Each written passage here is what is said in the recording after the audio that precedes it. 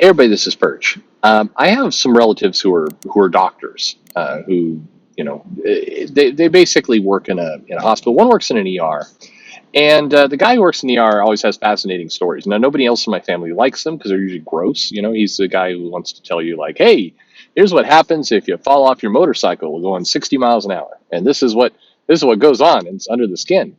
And then he'll go into graphic detail. And everybody hates that, but I'm like, yes, tell me more, which probably makes me a psychopath. I don't know. At any rate, what one term that he likes to describe is called managing the damage. And the concept there is that the damage has already been done. There's not much you can do about it, and that several other doctors, several physicians will kind of sometimes waste a lot of time going, well, the problem here is that the guy should have worn a helmet, and it's like that's an interesting conversation, but he didn't, and half his brain is outside his head right now, and we're trying to kind of cram parts of his skull back together. So the whole discussion, debate, the what if, he would have worn a helmet there's not a whole lot of point to that conversation. And if you're in that job, especially if you work in a place like the ER, for trauma, you have sometimes seconds. Seconds matter. Minutes absolutely matter, but usually it's measured in seconds. And so you don't have time to really get into the, well, why did this happen? Well, how could this have been prevented? Well, what if that there would have been something else? You're really just trying to manage the damage. You're trying to deal with the cards you've been dealt. I like to think of myself as being fairly pragmatic. I think it served me very well in business. I think in comics, being pragmatic is often kind of a fool's errand because nobody really wants to hear about pragmatism generally, either the customers or the creators half the time. But it steers a lot of what I am, who I am, and how I've stayed in business, frankly, because I make sure that there's always a backup. So being pragmatic means, in a lot of cases, a lot of things. But if you're in the medical position, being pragmatic takes on a whole another level. So when I look at comics right now, I find myself often in this position where I'm sure I'm annoying to a lot of people because I'm looking at things from a standpoint of, well, we got here. There's not a lot of value in wishing we didn't get here. Like, I mean, it would be wonderful if I could somehow turn back the clock and keep the newsstand alive on some level. It'd be amazing, but we don't have it today. So a lot of that kind of fantasy talk is a little silly. And if we're going to move forward, and I've done videos on this, we have to understand: are we going to move forward or move backward? Moving forward to the newsstand is kind of silly at this point because the newsstand of 2021 is radically different from the last time we had a robust newsstand in, say, 1990. A very completely different universe of shopping experience. Where, if you think about it, you are, in effect, kind of two generations removed from that, from what the newsstand used to be. So any kind of talk about bringing it back is somewhat pointless. It causes you to make certain observations. One of the things that it's hard to kind of wrap your head around sometimes because I read a lot of comic news, and I suspect, like many of you, because I do read all the comments, and I wish there was.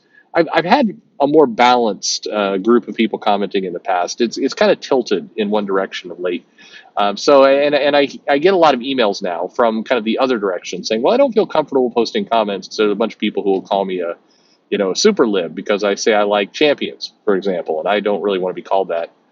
So I just don't, and that always makes me feel bad. I hate that. I just hate hearing that. But it is one observation that we have with comics is that a lot of comics are being written and produced, and maybe most important of all, marketed and hyped for a very small audience. And the challenge there is that comics, by their nature, by kind of how they're produced, and there's an efficiency of scale to comics. Comics are at their best, and when I say best, I do not mean creatively for the moment. I mean financially. They're at their best when there is a very, very healthy, there's millions and millions of copies being produced and sold. Why? Because comics have to be stored somewhere. They're a physical product. If there's more of them, then you're going to optimize to how you're displaying them. The fewer comics you have, the more they're going to get tucked away. They're going to become niche. And anytime you get something that's relatively small and niche as a physical product, something you can hold in your hands, it gets tricky. Your market gets tricky. The promotion gets tricky. All aspects of it get harder to do. And so, you can very rapidly find yourself in this place where you're producing a comic for a very small bubble, and then you find yourself needing to please that bubble, not the bigger bubble, but the tiny bubble, and that's a trap. And that's often where comics finds themselves. Now, if you look on social media, you look at the kind of the creators who praise other creators. It's optimized down. A lot of the books that people are clamoring over and hyping and talking about are books that are selling, I don't know, being generous, under 20,000 copies, many times less than that. The challenge is, if you're on the outside looking in. Now, I'm not saying you're a disgruntled comic fan, you're somebody who loved comics in the 80s and you're pissed because comics aren't the way they were in the 80s. I'm talking about somebody new. Somebody who's looking at comics and saying, is that enticing to me? Do I want to get in on that? When people are talking and cheering and marketing and hyping very, very niche products, it's very unlikely that somebody looking in will decide to enter, to join, to start buying. And so, to put a very specific point on, because people say I talk too general all the time, which is fair. Champions as a book right now is getting a lot of hype. It's like the memo went out to everybody. Hey, we need to hype up Champions. And the reason why they want to hype up Champions is, well, some of these characters, in theory, can get optioned off and used in Disney Plus shows. Miss Marvel's going to be there and everything else. Who doesn't love a teen book full of kids? It's all good. Part of it is also this idea that, hey, it's a book about children, therefore it will pull in younger people, will pull in new people that we need to get into comics. That's good. We want that. That's kind of become kind of this mission of we've got to get in the younger people, because that's the only way we can grow the market. Get in the younger people. How do you get in the younger people? Champions is the way to do it. And Danny Lore is, I believe, non-binary. It's they them in the Twitter profile. And so I think there's this other idea of like, hey, let's promote somebody who is a part of the LGBTQ community, African American, and this is good. It's checking all the boxes. The problem is that when you go onto Twitter or you look on these feeds and you see the people who are hyping this book up, they're also hyping things like we need to end police, and a lot of very kind of socio-political hot topics that are being discussed in the world, sure. But remember, the goal that we're after here is to try and bring new people into comics. You're trying to kind of grow that bubble and say, hey, here's something intriguing to kind of check out. And when you have all of these elements coming into play, you're shrinking your audience. And just to be 100% clear, it would be the same problem if Danny Lore, if they were posting things about, I love Donald Trump, or Ben Shapiro is amazing. I mean, that would be a different type of problem. It's not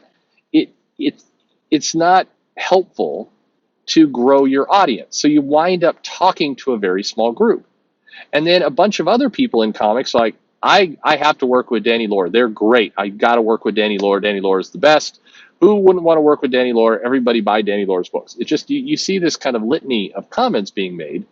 Again, it's cool, but it's a small group that is trying to prop up one of their own. And that's admirable, but the challenge is, it feels from the outside like a very insulated group. It doesn't feel like a group you can pierce. It doesn't feel like a group you can join. It feels like a group you have to watch from a distance.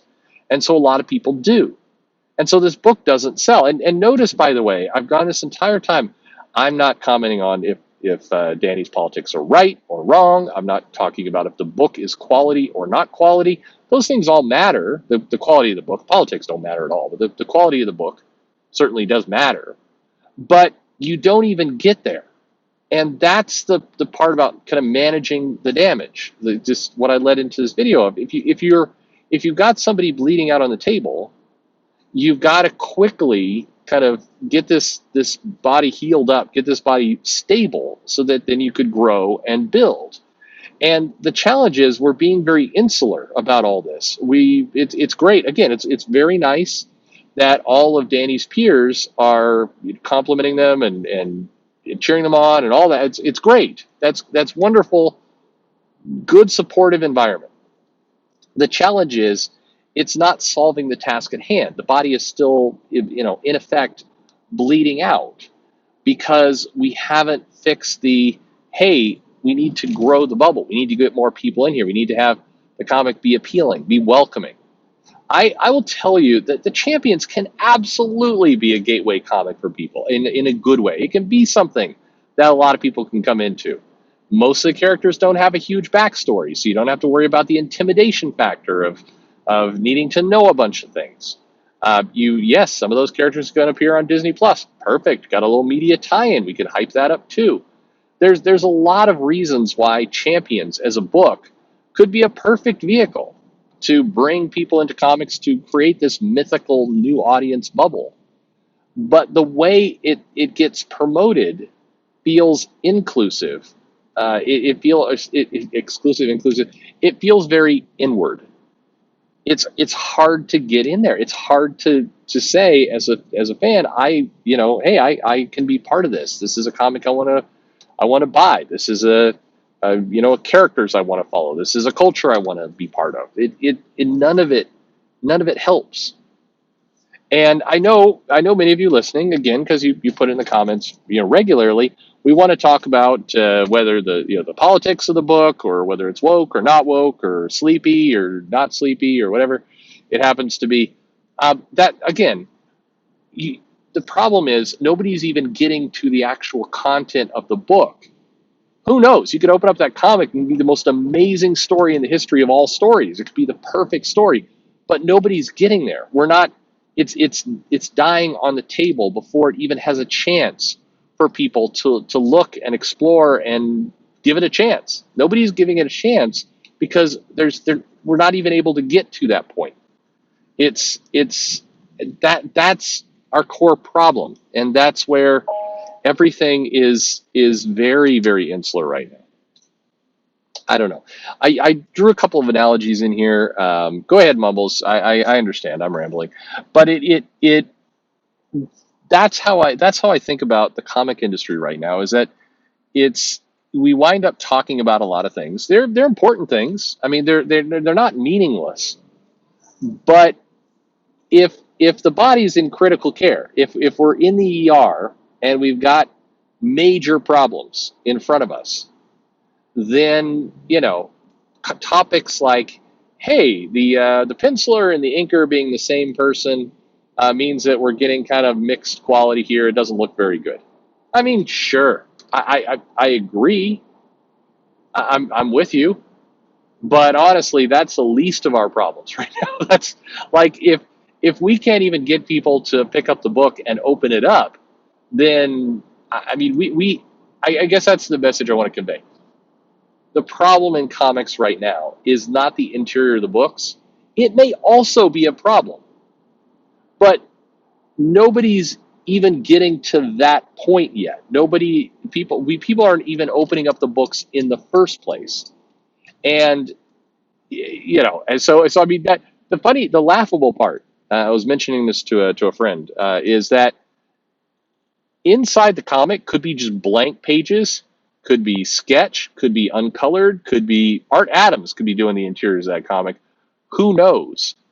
We're killing the patient before we even get to what's in the comic. And so we have to, step by step, we got to make our way.